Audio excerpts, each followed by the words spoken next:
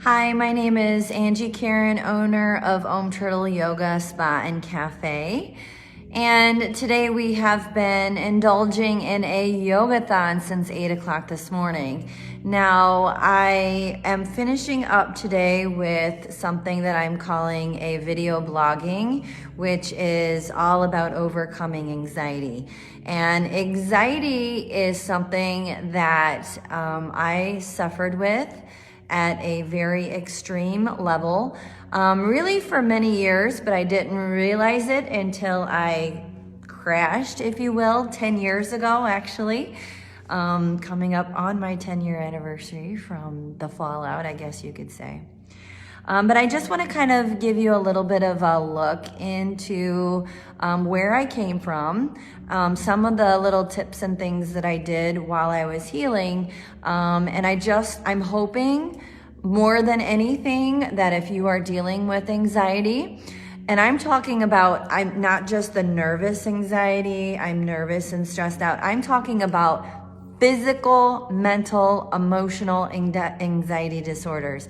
I was diagnosed with generalized anxiety, panic disorder, and OCD. So I did not take medications to get through it, because when I tried to take a medication, it just did not work it didn't go with my body.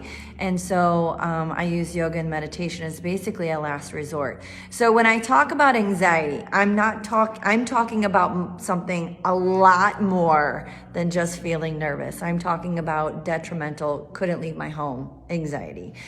So let me back up a little bit and just kind of talk about my journey and where I was. So I've always been a type A personality.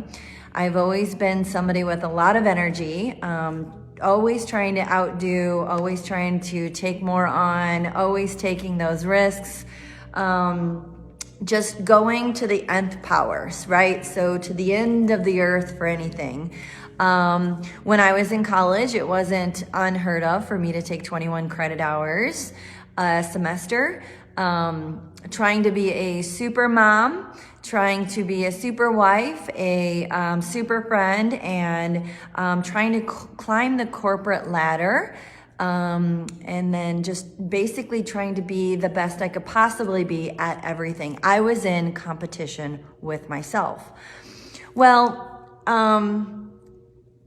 there's a lot of things that contribute, which I won't go into today, of why I had that feeling. But over a lot of time in meditation, I realized what I kept coming down to was that I never felt good enough. So I didn't feel good enough, which made me continue to push myself further and beyond my edge, because I was searching for that feeling of good enough, but I never really found it.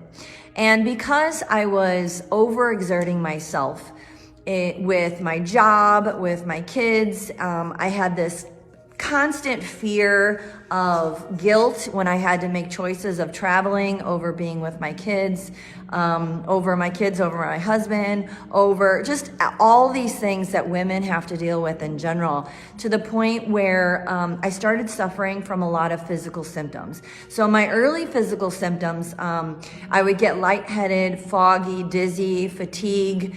I had muscle pain, stomach issues, reproductive issues, like just my body started shutting down. It started acting weird. And then all of a sudden, my skin started to feel like it was constantly tremoring. Just that nervousness that you feel when you're nervous was something that was basically underlying. It was constant. And then I just started noticing that my brain was changing. So all little natural normal worries that you might have, my brain took everything to the extreme level. So if I was going to a picnic with my kids, There was no doubt in my mind that there was a stranger there that was going to abduct my child and take him out. If there was I had to get on a flight for work, there was no doubt in my mind that that was going to be the flight that was going to crash. And everything, it was so uncontrollable that every single danger that could possibly happen, my brain manifested the worst possible scenario. And in my brain, it started to become true. So what happened is I had this constant fear, this uncontrollable fear, and it started making me have panic attacks. So I'd have this irrational fear, and then the panic attacks would set. And then I didn't understand what was happening. So of course I started going to the doctors.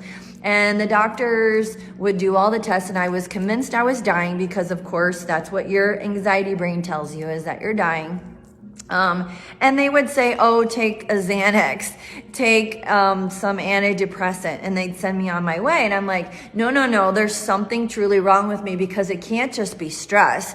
I've got my shit together. I am a strong woman. I'm climbing up the corporate ladder. I'm like, the mom that does everything at school. No, that's not me. I'm not broken.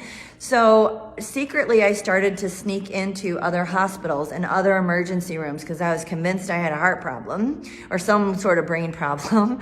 And every single one of them said, you have anxiety, take this sort of medication. Even my doctor said, you have this, start breathing. So I got a therapist, and a therapist actually sat me down, and she started teaching me how to breathe. And I was so pissed off at her because I'm like, I just gave you $75 for me to sit here, and you're going to try to teach me how to breathe. Are you flipping kidding me?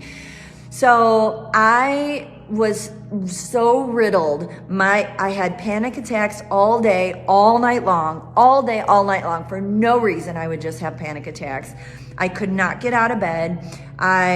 Every single function in my body started to shut down. I couldn't watch the news anymore because all the news, just everything somehow was meant for me. Words I couldn't handle, hearing certain words like crazy. I thought for sure they were talking about me. Like, I'm telling you, the definition of crazy was me, for sure. And not everybody really knew what was going on with me. No one would even know, because I would try to hide all of that. Not even my closest friends really knew how crazy I was. I started taking the medication, but the medication started to mess with my brain. So you know how they say, like, you could be suicidal or homicidal or all these things, like all of this weird stuff. Like, number one, I zoned out, and I started just having not good, healthy thoughts in my brain. So I could not take those medications. It was just a mess. Like, it made me worse. Now, I know medications work for other people. I know it. And maybe if I would have given it time, maybe it would have worked for me. But again, my brain told me that those medications were making me worse. That was the anxiety that I had, that basically took everything to the worst level that it could possibly be at. I had the most bizarre fears of the most like innate things. All of a sudden, I was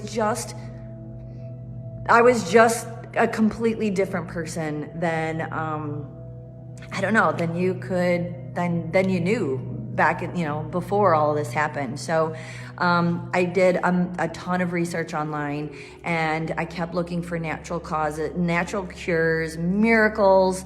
I did all of this treatment, and what I kept coming back down to is this yoga and meditation. So I thought, you know what? I'm going to try it. So very slowly, I started practicing yoga and meditation, and I could not do it. I kept failing at it because I couldn't shut my mind off enough to be quiet for meditation. So of course, I thought I was failing. I was not good enough at yoga and meditation. But for some reason, every single practice, there was a little bit of a glimmer of it feeling right in me. So I'd be like, okay, that kind of feels right. I might have been freaking out the entire time, but at least 2 minutes of that, I felt calm and at peace. So I would sneak out at work and I would go sit on a rock at my lunch hour or any kind of break that I could possibly find, and I would try to meditate as much as I could. I'd get in my car and I'd meditate. When I was driving down the road, I would have anxiety attacks in the middle of the road. I'd have to pull over on the side of the road. There was just too much going on for my senses. So I would meditate and breathe as much as I could to try to get over how I was feeling. And I took notice of those itty bitty little accomplishments. I actually started writing it down, if this is you, if this is describing you, write down how you feel, write down all of your symptoms. And then as you start practicing more yoga and meditation, start making a little check mark of the things that start to go away. I promise you they will. They will. You just need to see it. Your brain needs to see that is actually changing. I had to start changing my thought patterns. I knew what was rational and what was irrational, but I was letting the irrational stuff lead my life. So I had to change my thought patterns. I had to work on when I thought about this and my OCD would make me think about it over and over and over again. I had to restructure that thought. Even though my brain said, absolutely not, this is going to happen, I had to put that thought on trial and I needed to rethink the rationality of that. And I needed to force myself to get out of that thinking pattern. And like I said, it wasn't the way I thought before, so I knew somehow I could get back to the way I was. I just needed to undo all of this that I built within myself over the last who knows how many years. So slowly but surely, I started to work my way back, work my way out of it. I could not physically practice yoga because my muscles were so tight and tense. I couldn't actually stretch into a pose because it hurt. So I had to get massage therapy in order to release the muscles. And it wasn't massage like relaxing. Like I had to work with a therapist who actually understood anxiety and panic attacks. And she would work with me and I would literally have panic attacks on the table while she was massaging me. And she would pause and stop and she would let me breathe. She'd do some Reiki on me. And then I just kind of got through it. And sometimes it was painful. Sometimes I felt like I was advancing forward, and then I'd have a bad day and it would pull me back 3 days, but then I kept fighting and I kept going forward. The one thing that kept happening the entire time is I was ashamed. I felt alone. I felt like nobody understood what I was going through because it's so easy to tell somebody to get over it and just stop worrying. Well, that doesn't happen to people when they are truly suffering with an anxiety disorder. You can't just stop it. It takes work and time and patience and practice. And so I spent a lot of time basically restructuring, learning as much as I could, writing down everything, learning my body, learning how I could fix this. And I knew that if I just fixed what was going on in my mind, in my head, everything else would follow suit. And that's exactly what happened. So slowly but surely, meditation, breathing as much as I could, in and out the nose, all the way down the belly, all day long, in the car driving, anytime I felt stressed out, anytime I was getting a panic attack, anxiety attack, anytime I started suffering with OCD, that remnants and thoughts over and over and over again, I would breathe. I would stop and meditate. And then once I was able to do yoga, I started doing yoga. All of that, all eating healthy. I cleaned out everything that, I cleaned out all the yucky people in my life. I cleaned out the yucky food in my life. I started basically cleansing myself. I started avoiding things that I knew, basically got me riled up, kind of made me feel the way that I did. So I had to kind of get out of the space that I was in so that I can work on myself. And luckily I had a good support system that allowed me to do that, but not everybody does. I mean, my sweet husband, I mean, he tried his best. He really did. He saw what I was going through, but it's so hard for a spouse to not understand, but just want you to be better because he just wants you to be back, right? He or she, whoever that is. but you got to do the work, and it's a lot of work. But your first step is trying to meditate as much as you can, breathing in and out your nose so that you can reset your system and get those good hormones flowing through your body. Close your eyes. Just, try to, I know those thoughts are going to be up there and in there and moving around. Just watch them dance by. Don't adhere to them. Don't let them flow through you. Just allow them to move through you. Breathe as much as you can. Like I said, I can't express that more. 2 to 3 minutes a day, all day long. Try to do that as much as you can. If you are somebody who suffers from anxiety, panic attacks, that's the very first thing I was able to accomplish. That was the worst part of it, but it was the first thing I was able to get over. And this is how I did it. So in my brain, as soon as I felt like that yucky feeling in my belly, you're going to understand this for those of you who had anxiety attacks. You know that feeling, right? And then all of a sudden it's in your chest and your heart's palpitating. Then you can't breathe. Your chest gets tight, right? And then your brain immediately tells you you're going to die right now, right? You feel like you're going to die. Everything is happening all at once, right? It's about a 2 to 3 minute process, although it feels like a year that you're going through that panic attack. And then when it's over, you feel drained, you feel exhausted, you feel scared, you're not sure what's going on. How I was able to get over that was I decided to lean into it. So instead of being fearful, so as soon as I felt it, I'd start to cultivate fear, right? Instead of doing that, I decided, you know what? I'm not afraid of this anymore. I'm going to lean into it. Why? Because I know it's 2 to 3 minutes. I know that I'm going to survive because I've survived 100 of them. I know I'm going to survive, and I know it's only 3 minutes. I know I'm going to feel like crap afterwards. Those are the 3 things that I knew was true, right? What was untrue is that I was going to die because I was still alive, right? So the next time I felt that I was like, all right, bring it on. Let's go. Let's go. And because I did that, it was like my body was like, oh, whoa, wait, hold on. Okay. And then it just kind of lessened. And it was like, all right, she's not feeding us anymore. So this is no longer fun. So it didn't take long, but I was able to come on, bring it on. And it stopped. My panic attacks stopped.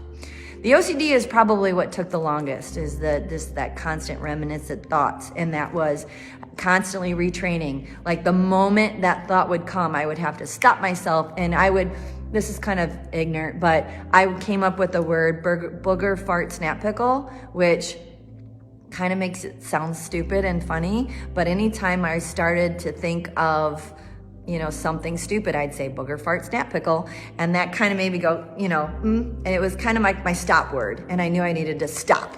Maybe come up with a word that's ignorant to you, that kind of makes you giggle, makes you feel silly. I don't know what it is. Sometimes people put rubber bands and they snap the rubber band. That's pain. I don't want pain. So instead I want to find something fun. So I would say booger, fart, snap, pickle. So if you want to steal that, it works.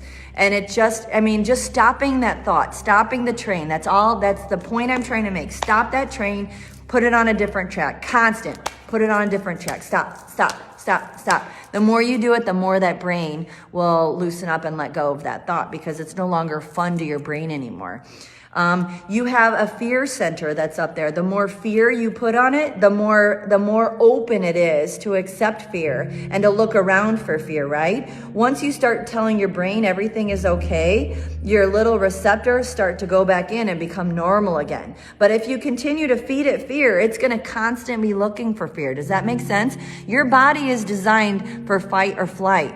And if you are constantly feeding its fear, it's going to think you are in constant danger. So it's going to be looking around for the fear, and it's going to keep cultivating these irrational, illogical, worst thing possible, right? It's going to constantly keep doing that because it's trying to protect you. But what it's really doing is freaking you out. So the more you can wrestle with those thoughts and pretend like you're a lawyer, put those thoughts on trial, really be like, you know what?